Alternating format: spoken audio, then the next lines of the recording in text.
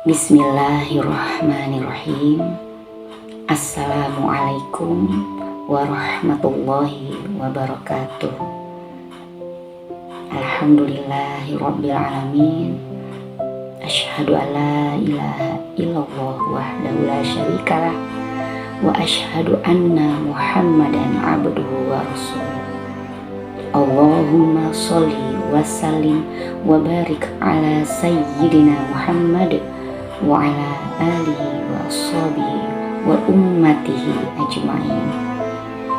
Allahumma alimna ma yanfa'una wa anfa'na bima 'allamtana wa zidna ilma. Ya Allah, ajarilah kami apa yang bermanfaat bagi kami, dan jadikanlah kami manfaat dari apa yang Engkau ajarkan kepada kami, dan tambahlah kami dalam pengetahuan. Ya muqallibal qulubi, tsabbit qulubana ala dinika wa ta'atik. Wahai Zat yang maha membolak-balik hati, tetapkanlah hati kami atas agamamu dan ketaatan kepadamu. Amin. Alhamdulillah, sangat bersyukur kepada Allah ditakdirkan untuk mengenal ilmu tentang inner game ini. Ilmu yang diramu oleh Ustadz Sony Al-Hakim dengan apik. Ilmu tentang bagaimana agar kita mampu memahami dan menata ruang batin kita. Semoga setiap tetesan ilmu Ustadz Sony menjadi amal jariah dan jalan keberkahan yang banyak bagi keluarga, anak keturunannya, wabil khusus para orang tua beliau. Amin ya rabbal alamin. Inner game, ilmu basic menata hati yang tidak banyak difahami orang. Sementara setiap diri pasti butuh ilmu ini untuk memanage ruang batinnya dalam mengarungi permainan kehidupan ini yang datang dalam bentuk ujian atau masalah. Ujian atau masalah adalah suatu keniscayaan dalam hidup, karena dunia ini memang tempatnya ujian bagi orang-orang yang mengaku beriman. Namun dalam menghadapi ujian atau masalah yang ada, setiap orang tidak sama dalam cara menyikapinya. Ada yang bereaksi, tapi ada pula yang merespon. Apa perbedaan antara reaksi dan respon? Reaksi itu sifatnya spontan, di mana pikiran, perasaan, dan tindakan yang dilakukan out of control, tanpa kendali, tanpa diolah, tanpa dikelola, tanpa ditata, tanpa memilah baik buruknya, lepas tanpa kontrol, dan biasanya hasilnya buruk, negatif, dan merugikan. Sementara respon adalah bagaimana saat suatu situasi muncul berupa ujian atau masalah, kita mampu menyikapi dengan tata kelola ruang batin dengan baik, sehingga hasil pikiran, perasaan, dan tindakan adalah positif. Jadi yang salah adalah bukan soal ujian atau masalah yang ada, tetapi cara kita yang salah dalam menjawab atau menyikapinya. Oleh karena itu, munculnya rasa cemas, khawatir, takut, sedih, hingga marah dari dosis yang rendah hingga kadar yang berlebihan dalam menyikapi masalah atau ujian yang datang adalah karena ketidakmampuan menata ruang batin dengan baik. Itulah inner game. Fahami bahwa segala yang terjadi di muka bumi ini, termasuk apa yang terjadi pada diri kita, ada yang dalam kendali kita dan ada yang di luar kendali kita. Oleh karena itu, agar tidak melebar di luar jangkauan kendali kita, berfokuslah pada apa-apa yang hanya berada dalam kendali kita. Karena itulah yang kelak akan dihisap atau diminta pertanggungjawabannya di hadapan Allah Sang Khalik. Sedangkan apa yang di luar kendali kita tidak ada hisapnya. Karena itu kita perlu mengenal apa-apa saja model pikiran negatif yang bisa kita kelola agar berhati-hati tidak terjebak pada distorsi pikiran. Apa saja itu? Pertama, mental filtering atau penyaringan pikiran, yaitu tidak fokus hanya pada nilai atau hal negatif yang ada pada sesuatu atau pada diri seseorang. Lihat pula sisi positifnya. Yang kedua, berpikir hitam putih, yaitu jangan kaku hanya pada satu pendapat. Ada nilai pertengahan, lebih fleksibel. Ketiga, over generalization atau generalisasi yang berlebihan. Selalu menyamakan setiap orang atau kejadian dan selalu memastikan suatu hal, padahal setiap orang punya takdir yang berbeda. Yang keempat, mind reading. Seakan-akan kita mampu membaca pikiran orang lain yang biasanya tidak tepat. Yang kelima, katastrophizing. Melebih-lebihkan bahaya yang belum terjadi. Berpikirnya negatif, tapi bukan untuk antisipasi, dan selalu membesar-besarkan masalah kecil. Yang keenam, personalisasi. Secara berlebihan menganggap segala sesuatu terjadi karena dirinya. Suka menyalahkan diri sendiri, tapi bukan untuk introspeksi atau muhasabah. Yang ketujuh, labeling. Suka memberi label pada diri sendiri yang arahnya lebih ke negatif. Kedelapan, berpikir harus atau seharusnya. Suka menyalahkan diri sendiri secara berlebihan. Yang kesembilan, meramal masa depan. Seakan-akan sebuah fakta akan kejadian atau pasti terjadi, seolah-olah kitalah yang mempunyai daya untuk mewujudkan ramalan itu.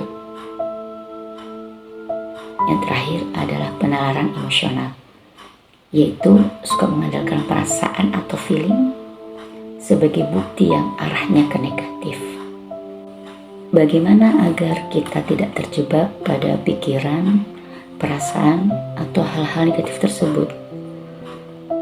Kembali lagi bahwa kitalah yang mengendalikan atau mengelola atau menata ruang batin apa-apa yang memang ada dalam kendali kita. Ada suatu formula yang dikenalkan oleh Ustadz Sony Abikin, yaitu jurus sajadah. Apa itu sajadah? Sa, yaitu sadar. Sadari, menerima dan mengakui kondisi yang dirasakan oleh diri. Jangan diabaikan, jangan disangkal, jangan ditekan, jangan dilawan. Tapi kenali rasa itu, akui, izinkan, dan peluk dia. Jeda, yaitu kondisi berhenti sejenak.